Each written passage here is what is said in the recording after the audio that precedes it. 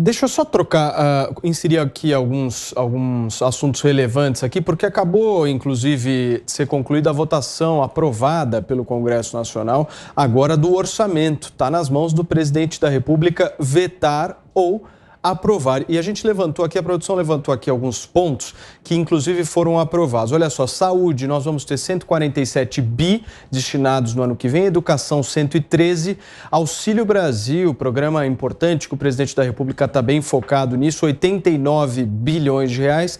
As emendas de relator, que nós já discutimos aqui no programa, ficaram com 16,5 bilhões de reais. Tem também fundo eleitoral por quase 5 bilhões que nós já discutimos também por aqui. Aquisição de vacinas, isso chama bastante atenção, né? Nós estamos gastando menos com vacina do que com campanha eleitoral no ano que vem. O censo de 2022 ficou com cerca de 2 bilhões, Vale Gás também quase 2 bilhões, enfim, e o reajuste para as carreiras de policial federal que nós estamos discutindo por aqui. E aí, senhores, Bruna Torlai, o que vocês pensam sobre esse orçamento que foi aprovado agora? Constantino começa. Bom, primeira coisa, a magnitude, né, da saúde, da educação, cada uma com mais de 100 bilhões, isso mostra aquilo que todo mundo sempre fala, né? Os recursos são carimbados. Nós temos mais de 90% da arrecadação com um destino certo, obrigatório, o que deixa muito pouca margem de manobra para governar, para escolher prioridades, né? Desindexar isso era uma das metas do ministro Paulo Guedes, né? Então, isso é uma coisa que chama atenção. Outra coisa é que qualquer um numa empresa, na iniciativa privada, sabe o conceito de produtividade, que é tentar fazer mais com menos. Agora, no setor público, tudo funciona ao contrário. Como é que funciona o racional para o nosso telespectador e ouvinte entender? Né? O sujeito chega lá com o departamento dele, vamos supor, e alega que o serviço é péssimo porque faltam recursos. Então, você vai sempre com a lógica de que a coisa não está funcionando e precisa de mais dinheiro, injetar mais recurso e mais recurso. Então, nós temos, por exemplo, os piores índices do PISA em educação. O Brasil é o patinho feio, está na rabeira do ranking. Nós temos aí reitores que usam literalmente boné do MST, um bando de doutrinação ideológica nessas universidades. E a folha de pagamento das universidades federais é toda ela, a arrecadação toda ela para a folha de pagamento de salário. Então, isso virou uma máquina de carreirismo, né, de apaniguados dessa turma de esquerda. Então, as coisas precisam ser ditas como elas são. Quem é contra mais recursos para a saúde e para a educação? Quem é que pode ser contra isso como finalidade? Né? Então, a tática da esquerda sempre foi monopolizar os fins nobres. Vamos discutir o seguinte, 100 e tantos bilhões, está sendo bem gasto? Isso aí, vocês estão felizes com o resultado? Ou vamos discutir algumas alternativas aqui?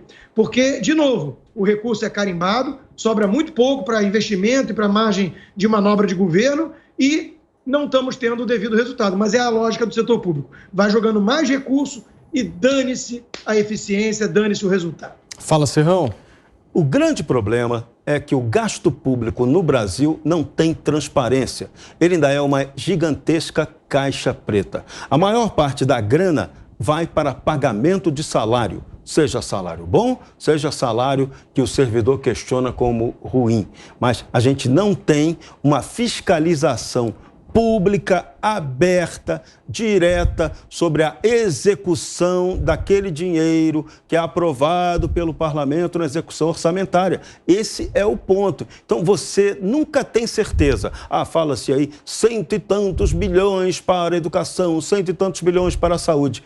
Qual a qualidade desse gasto? É isso que ninguém consegue saber. A gente depois desconfia, né? Porque você vê que o atendimento deixa a desejar em várias áreas. E aí você começa a pensar, a ter indícios fortes de que o dinheiro não é tão bem utilizado assim quanto parece. Você tem um outro esquema que é o crime institucionalizado que domina o serviço público e aí eles têm suas castas onde esse dinheiro público é gasto em esquemas de corrupção ou não, mas o gasto é invisível. Você não tem clareza se aquele custo realmente corresponde à realidade, se o custo da iniciativa privada é o mesmo do setor público. Em geral, o mesmo gasto no setor público é muito maior na área pública que na área privada. Então tem algo errado com isso aí. Só que a gente não tem um instrumento para fiscalizar isso diretamente. A fiscalização do Estado é feita por ele mesmo. É feito pelos bem remunerados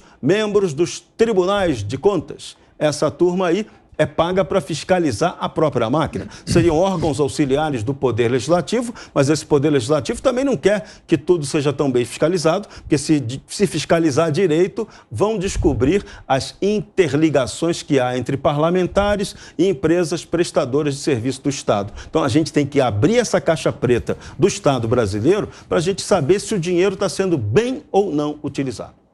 Bruna, eu quero saber justamente sobre essas emendas de relator também. Como é que você vê esse recurso, que é o maior gasto da história nessa área, nesse setor específico, num orçamento brasileiro? Veja, Paulo, há duas escolhas. Ou esse valor, que é um valor para investir, fica com o governo, ou esse valor fica com o Congresso, né? Para um governo qualquer, é melhor ter na mão esse recurso e negociar com os parlamentares, que tem que ir lá na porta do presidente, bater e ficar passando pires. A partir do momento que esse recurso está com o relator, ou seja, esse dinheiro está com o Congresso, é o congressista que diz para o governo onde ele deve ser gasto. Então, embora haja muitas pessoas que critiquem, a outra possibilidade eu acho mais complicada, é o governo ter o dinheiro na mão. Então, a pergunta que a gente deve fazer é o seguinte: quem deve ficar com esse dinheiro? O governo, o executivo ou o legislativo? Quem deve decidir para onde vão os recursos?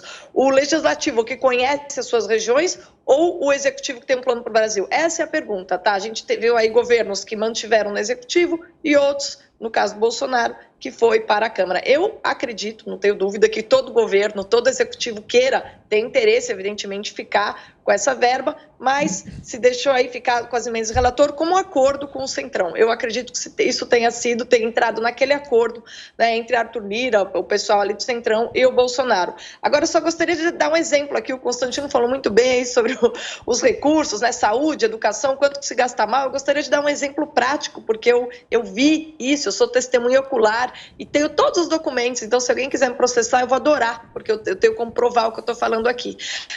Na universidade onde eu atuei, a reitoria, que era totalmente alinhada ao PSOL, funcionava da seguinte maneira: os reitores, eles nomeavam para as pró-reitorias todos os seus amiguinhos de sindicato, e um dos reitores, aconteceu o seguinte: ele elevou tanto o próprio salário, que é por comissão, né, o comissionamento, tal, a gratificação, ele elevou tanto a gratificação que ele teve um problema aí, porque o salário dele bateu no teto, e o teto era o salário do governador. E os pró-reitores também. Era uma universidade extremamente pobre, com pouco laboratório, cheio de carências na área de tal, com os programas das engenharias que prestavam serviço da sociedade conseguiam se manter, foram cortados por razões ideológicas desse grupo de extrema esquerda que ficou no poder um tempão.